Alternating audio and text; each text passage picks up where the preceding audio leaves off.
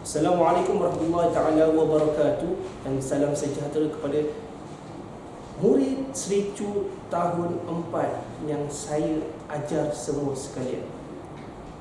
Saya akan mengajar sejarah tahun 4. Saya ulang, sejarah tahun 4, yang mana bab sebelum ini kita dah belajar, telah lalui. Jadi kita akan teruskan kepada bab yang seterusnya. Ini bab 4, unit 4.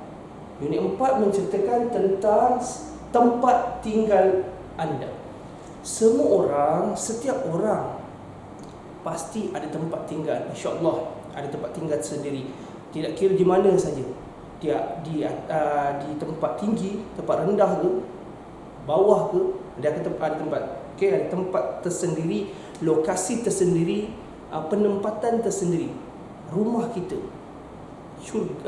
rumahku, syurgaku. Okey. Baik. Tempat tinggal saya. Baik, sekarang poin penting kat sini saya nak menerangkan tentang setiap orang ada rumah. Maksudnya ada lokasi, kedudukan rumah tersebut. Macam mana nak tahu ada kedudukan tak kedudukan lokasi cikgu? Baik. Kita contohnya satu orang dia datang, dia kata, mana rumah Dolah? Dolah kat mana? Sebenarnya aku tanya rumah Dolah. Dia tanya rumah Dolah kat mana. Kalau orang tiba-tiba jawab rumah Dolah dekat ujung tu je, dekat ujung. Dia kata dekat ujung. Dekat ujung. Dia hanya bagi tahu itu saja. Kalau itu saja dia bagi tahu, orang tu pergi sekali, yang dia pergi ujung tu adalah tanah perkuburan. Nampak? Rupa-rupanya di sebelah tanah perkuburan, sebab ciri-ciri alamat rumah tu tidak diberi. Maksud kata dekat sini saya nak katakan, setiap alamat rumah, lokasi rumah anda pasti ada ciri-ciri yang menunjukkan tempat mana awak duduk. Dekat atas ke, dekat bawah ke, dekat tengah ke, dekat atas awan-awangan ke, dekat atas langit ke. Kita tahu dekat mana. Ini ciri-ciri. Di antaranya ialah dia adanya nombor rumah tersebut. Sebab kalau awak pergi ke satu lokasi, berapa banyak rumah, berjuta-juta, beribu-ribu, beratus-ratus rumah berselerak punya banyak. Awak nak katakan di mana rumah dia? Yang dia tahu hanya rumah dia bumbung warna pink, contohnya warna pink. Berapa banyak pula ada warna pink pula kan? Memang semua pakai warna pink bumbungnya, macam mana? Jadi kita kena ada ciri-ciri alamat rumah tersebut, ciri-ciri tempat tersebut. Yang pertama, nombor rumah tersebut. Daripada 100 rumah tu, mungkin dia nombor 6. Jadi kita tahu nombor 6. Kira 1, 2, 3, 4, 5, 6. Ini rumah dia, nombor 6. Pertama, nombor. Adanya nombor rumah. Kedua, nama jalan. Sebab ada banyak rumah, pasti ada jalan dia. Jalan kanan, kiri, depan, belakang. Okey, semua ada jalan. Lorong berapa, nombor berapa, jalan apa. Contohnya, jalan PA. Nama lorong jalan tu, jalan PA. Jadi kita kena tahu. Ada jalan PA, ada jalan Timah, ada jalan Dolah. Jadi bila kita tahu nombor 6, jalan PA. Okey, nampak? Kita ada 2 maklumat kita dapat. Nombor rumah. Lepas tu kita tahu jalan ataupun lorong berapa. Lorong 24 contohnya, lorong 25 ke, lorong setengah ke. Begitu kita dah tahu kedudukannya. Ketiganya ciri-ciri adalah daerah mana diduduk. Daerah ni bermaksud, ni saya nak terang sikit. Daerah ni bermaksud macam ni. Okay, saya lukis sikit. Ini rumah. Ini rumah ataupun kampung. Ini kampung. Satu kampung. Ini adalah satu kampung. Sini kampung yang kedua pula. Kampung. Digabungkan kampung, 2-3 kampung ni adalah menjadi satu daerah. Okey. Boleh? Ini satunya adalah satu kampung. Petak pertama ni satu kampung. Petak kedua, kampung kedua. Petak ketiga, kampung ketiga. Kalau digabungkan, dia menjadi daerah. Gabungannya ramai, yang banyak rumah tersebut, dia jadi daerah. Jadi di mana? Kita akan tahu ciri-ciri. Di mana kedudukan daerah rumah tersebut? Adakah dekat mana? Dia akan beritahu dekat mana. Daerah Hilir Perak contohnya. Okey. Dia kita tahu ke daerah Hilir Perak. Hilir Perak dekat mana? Daerah Perak Tengah contohnya kita tahu. Contoh. Okey. Seterusnya adalah poskod ataupun nombor poskod. Berapa nombornya ke berapa nombor? Dia ada nombor. Nanti saya akan bagi contoh. Ini contoh alamat rumah. Dan yang terakhir adalah nama negeri. Negeri mana yang awak nak tuju? Kita ada 14 negeri kat Malaysia.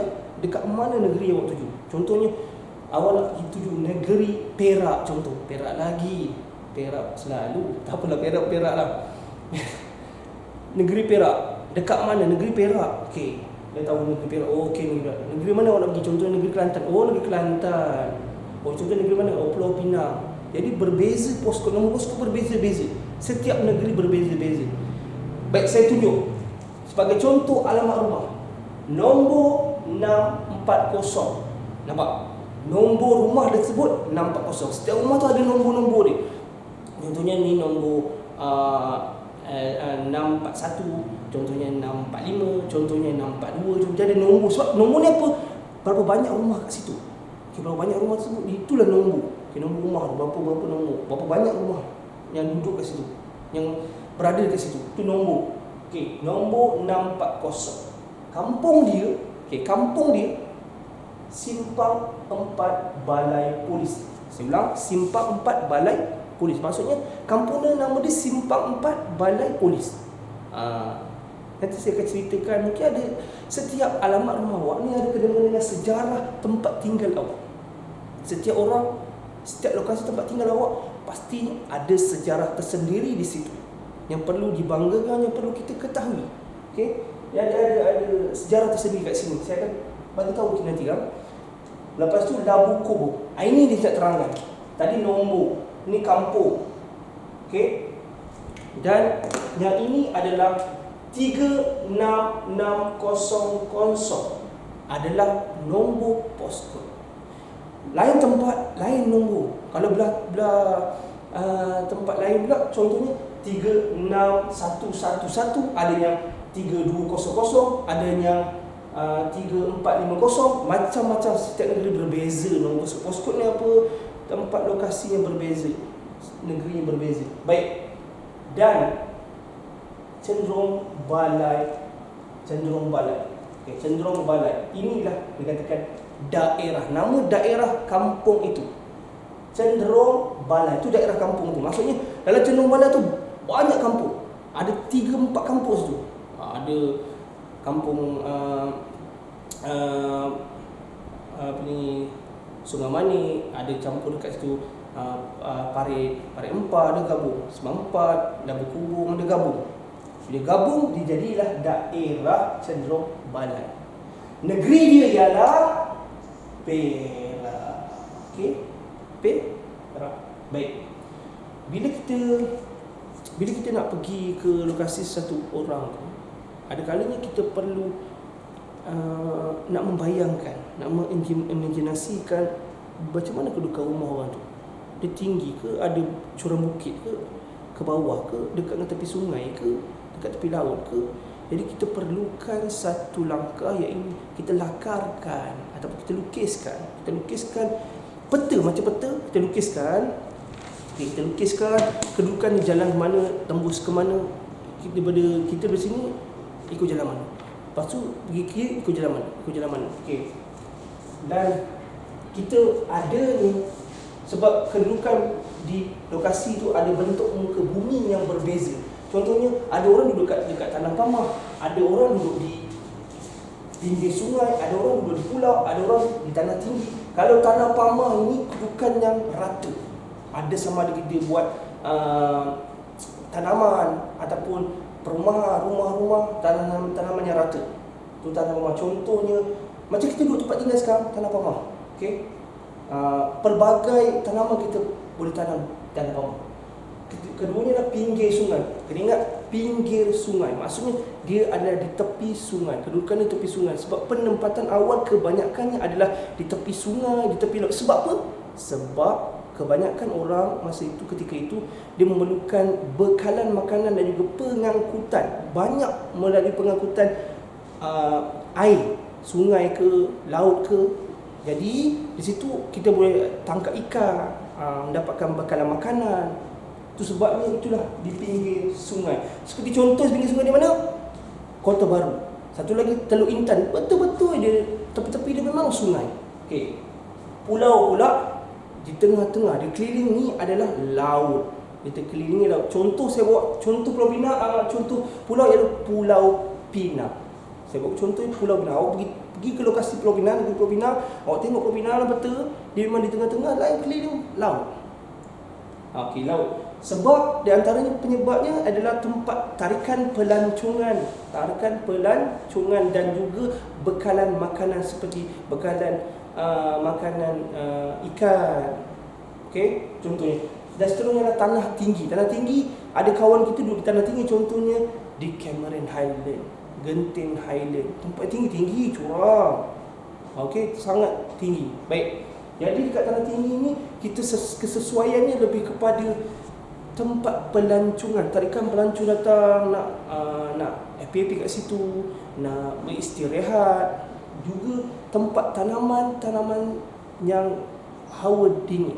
Ataupun contoh sebagai contohnya teh, tempat yang sejuk, tempat dia duduk. Sebab tu dia memberi tarikan pelancongan dan juga adalah tempat lokasi tanaman jenis berbukit. Okey. Dan akhir sekali saya nak bawakan dalam bab ini iaitu tokoh. Setiap tempat, setiap kampung ke ataupun bandar sekalipun ataupun daerah sekalipun, negeri sekalipun, kita pasti ada tokoh tersendiri tempatnya. Sebagai contoh saya, kampung saya kenal tokoh tu. Tokoh ni siapa sebenarnya? Adakah binatang? Contohnya. Adakah benda? Adakah dia punya senapang? Tokoh tu senapang ke? Okey. Tokoh ni adalah manusia. Orang yang telah memberi satu sumbangan yang memberi kebaikan kepada semua penduduk di situ. Pelbagai bidang, pelbagai bentuk dia memberi sumbangan. Pelbagai bidang, contohnya dalam bidang suka ada tokoh tersendiri, dalam bidang politik ada tokoh tersendiri, dalam bidang pelajaran pun ada tokoh tersendiri, dalam bidang pendidikan semua bidang ada. Okey, yang kita kan semua bidang ada yang tokoh. Adakah anda salah seorang tokoh? Awak sendiri boleh jawab. Sebab apa? Jika awak menyumbangkan diri awak sesuatu benda yang berharga kepada sekolah, awak adalah tokoh di antara tokoh yang terpilih di sekolah Sri Cukuru. Jadi jadikanlah diri awak seorang yang tokoh yang terbilang di sekolah ini untuk awak menjadi penyumbang dan juga penyemangat kepada kawan rakan-rakan yang lain. Jadi berilah sumbangan awak kepada sekolah. Jadi setakat ini saya punya penerangan. Sekiranya ada salah silap, terkasar bahasa ataupun terlama, maaf dipinta. Okey, yang benar datang dari Allah, yang salah dan silap itu datangnya daripada diri saya sendiri. Wallahu ta'ala. Assalamualaikum warahmatullahi wabarakatuh. Saya nak awak buka rujuk buku teks, muka surat 58. Di situ ada soalan dan latihan. Muka surat 58, buku teks kita, muka surat 58. Di situ saya nak awak jawab semua. Nombor 1, nombor 2, nombor 3, nombor 4 dan juga nombor 5. Wallahu ta'ala alam.